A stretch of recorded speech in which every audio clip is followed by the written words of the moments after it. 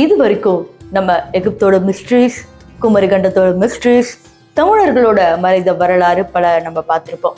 ஆனால் இன்னைக்கு கொஞ்சம் நார்த் டிராவல் பண்ணி குஜராத்தில் இருக்கிற துவாரகதீஷ் டெம்பிள், அதாவது மகாபாரதத்தில் இருந்து இடம்பெற்ற இந்த கோவிலோட மர்மங்களை தான் நம்ம ஒன்னொன்னா விளக்க போறோம்.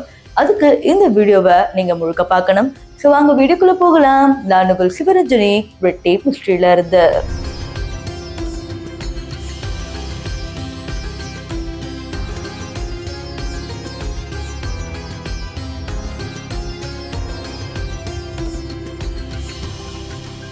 குமரிகண்டம் எப்படி ஒரு மித், இதெல்லாம் ஒரு கனவு தான், இதெல்லாம் எதுவுமே உண்மை கிடையாது அப்படின்னு இப்போ வரைக்கும் நிறைய பேர் சொல்றாங்க.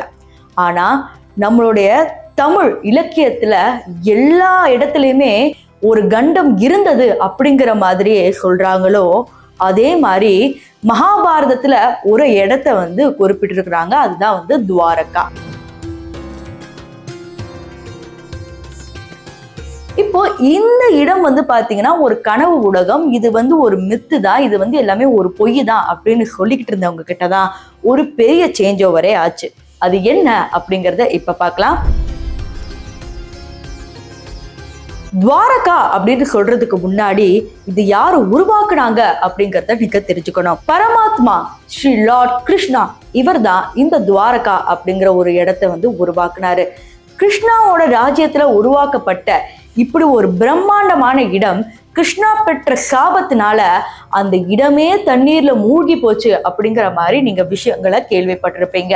ஆனா இதுதான் எல்லாரும் என்ன சொன்னாங்கன்னா பொய் பொய் அப்படின்னு நினைச்சுக்கிட்டு இருந்தாங்க. ஆனா இதன் பிறகுதான் டெக்கான் ஆஃப் பூனே ஒரு விஷயத்த கையில எடுக்கிறாங்க. இப்ப ரீசெண்டா இருக்கிற இந்த துவாரகதீஷ் டெம்பிள்ல இருக்கிற கல்வெட்டுகளை உற்று நோக்குறாங்க.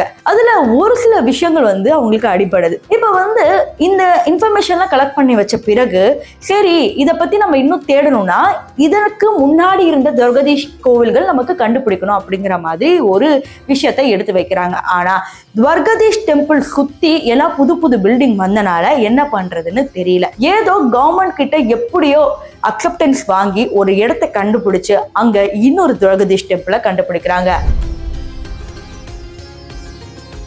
இப்போ நீங்க பார்த்துட்டு இருக்கிற இந்த பஞ்சாயத்து ஆபீஸ் தான் துவாரகதீஷ் டெம்பிள் மேல கட்டியிருக்கிறது. அதாவது இந்த இடம் தான் என்னமோ அப்படிங்கிற மாதிரி தெரிஞ்சு இதை ஃபர்ஸ்ட் கொஞ்சம் கொஞ்சமா இடிக்க ஆரம்பிக்கிறாங்க. கீழே தோண்டும் போது ஒரு லேயர் கண்டுபிடிக்கிறாங்க.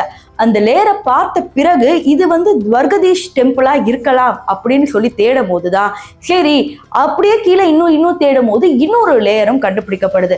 அப்ப இதற்கு அடியில என்னமோ பெருசா இருக்கு, இந்த பஞ்சாயத்து ஆபீஸை இடிச்சு தள்ளுங்க அப்படின்னு சொன்ன பிறகு இடிச்சு தள்ளின பிறகுதான் ஒரு பெரிய விஷயமே கண்ணுல மாட்டுது. அதாவது ஃபர்ஸ்ட் லேயர் பாத்தீங்கன்னா ஒரு துவாரகதீஷ் டெம்பிள், அதற்கு கீழே மறைஞ்சு போன இன்னொரு துவாரகதீஷ் டெம்பிள், அதுக்கு கீழே இன்னொரு துவாரகதீஷ் டெம்பிள்.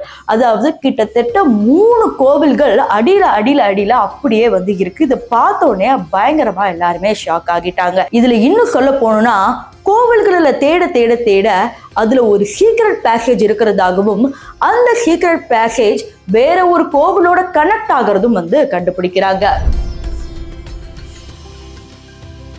இதுல இருந்து மக்களுக்கு என்ன செய்தி கிடைக்குதுன்னா துவாரகா அப்படிங்கிறது ஒரு உண்மையான ஒரு இடம் தான், அது பொய் கிடையாது அப்படிங்கிற ஒரு விஷயம் ஸ்ப்ரெட் ஆனாலும் உண்மையான துவாரகா கடலுக்குள்ளதான மூழ்கி இருக்கு. அப்புறம் எப்படி ஒரு கட்டிடத்தை இடிச்சு கீழே இதுதான் துவாரகான்னு சொல்றீங்க அப்படின்னு கேட்ட பிறகுதான் இன்னும் ரிசர்ச் பண்ணும் போது ஒரு கோவில் 600 வருஷம் பழமையா இருக்கு, இன்னொரு கோவில் நான் சொன்னல லேயர் லேயரா அது 1000 வருஷம் பழமையா இருக்கு, அடுத்து 2000 3000 அப்படின்னு போயிருக்கு.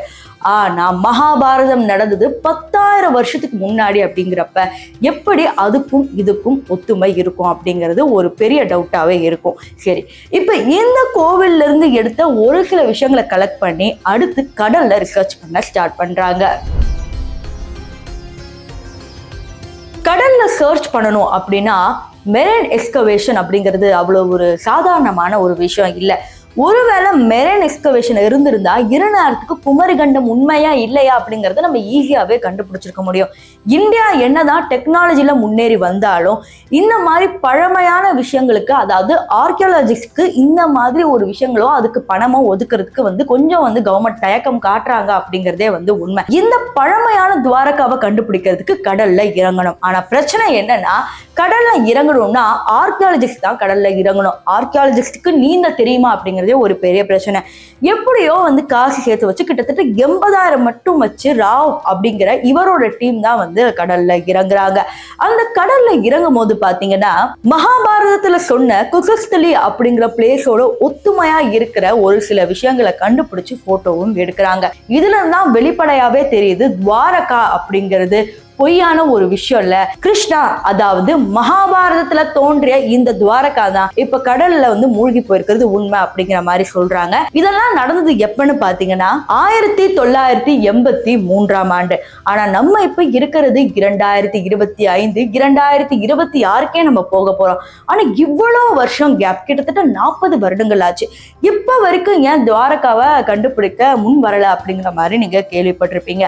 ஆனா இதுல ஒரு விஷயம் என்னன்னு பாத்தீங்கன்னா, இப்ப கவர்மெண்ட் மறுபடியும் ஆக்ஷன் எடுத்து இப்ப துவாரகாவை கண்டுபிடிச்சே ஆகணும் அப்படிங்கிற மாதிரி இறங்கியிருக்காங்க. ஆனா இதெல்லாம் ஒரு பக்கம் இருக்கும் போது குமரிகண்டம்க்கும் அவ்வளவு சான்றுகள் இருக்கு. இப்ப இங்க துவாரகாவுக்கு பாத்தீங்கன்னா பல பொருட்சான்றுகள் நமக்கு கிடைச்சிருக்கு. அதாவது மண் பானைகள், கோவில்கள் அப்படின்னு ஒண்ணா கிடைக்குது. ஆனா இங்க குமரிகண்டத்துல வெறும் எழுத்து வடிவமா தான் இருக்கே தவிர ஒரு பொருள் சான்று எதுவுமே இல்லை. அதுக்கு நமக்கு தேவைன்னா கடலுக்குள்ள யாராவது இறங்கணும். ஆனா இங்க கீழடிக்கே இவ்வளவு பிரச்சனை இருக்கும் போது குமரிகண்டத்துக்கு எவ்வளவு பிரச்சனை இருக்கும் அப்படின்னு நம்ம நினைச்சு கூட பார்க்க முடியாத அளவுக்கு இருக்கு. இப்போ கீழடி பத்தி ஒரு சில விஷயங்கள் தெரிஞ்சுக்கணும்னா அதுக்கு நீங்க பார்ட் 2 வரைக்கும் வெயிட் பண்ணணும்.